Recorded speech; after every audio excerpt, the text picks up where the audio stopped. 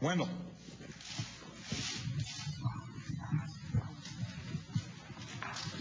Thank you, Mr. President. I wonder if I can get you to weigh in on the wisdom of building a mosque a couple of blocks from Ground Zero. We know that the organizers have the constitutional right. What would it say about this country if they were somehow talked out of doing that?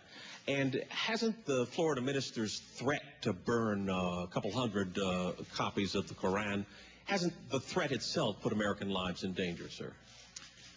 Well, on the second, on your second question, there's no doubt that when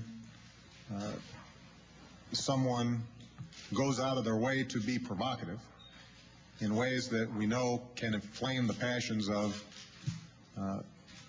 over 1 billion Muslims around the world, at a time when we've got our troops in a lot of Muslim countries, that's a problem. And it has made life a lot more difficult for our men and women in uniform who already have a very difficult job. With respect to the mosque in New York, I think I've been pretty clear on my position here, and that is that this country stands for the proposition that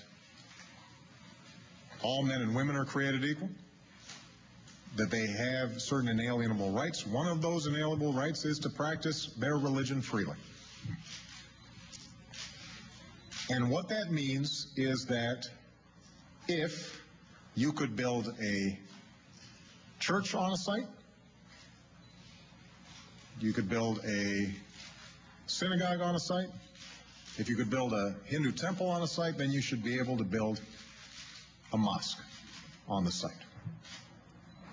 Now, I recognize the extraordinary sensitivities around 9/11. I've met with families of 9/11 victims in the past. I can only the continuing pain and anguish and sense of loss that they may go through.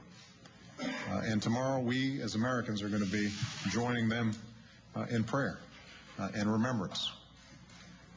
But I go back to what I said earlier.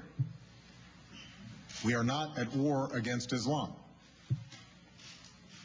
We're at war against terrorist organizations that have distorted Islam or falsely used the banner of Islam to engage in their destructive acts.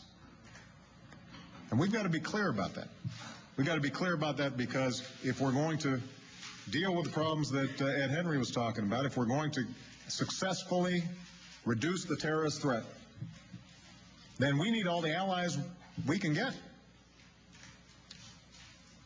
The folks who are most interested in a war between the United States or the West and Islam are Al-Qaeda.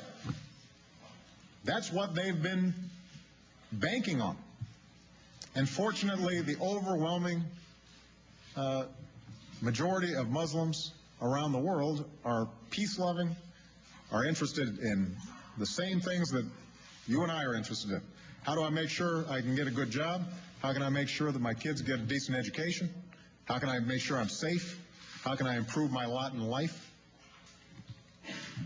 And so they have rejected this violent ideology for the most part, overwhelmingly. And so from a national security interest, we want to be clear about who the enemy is here. It's a handful, a tiny minority of people who are engaging in horrific acts and have killed Muslims more than anybody else. Other reason it's important for us to remember that is because we've got millions of Muslim Americans, our fellow citizens in this country. They're going to school with our kids. They're our neighbors. They're our friends. They're our co-workers. And, when we start acting as if their religion is somehow offensive, what are we saying to them? I've got Muslims who are fighting in Afghanistan in the uniform of the United States Armed Services. They're out there putting their lives on the line for us. And we've got to make sure that we are crystal clear for our sakes and their sakes. They are Americans. And we honor their service. And part of honoring their service is making sure that they understand that we don't differentiate between them and us. It's just us. And that is a principle that I think is going to be very important for us to sustain, and I think tomorrow is an excellent time for us to reflect on that. Thank you very much, everybody.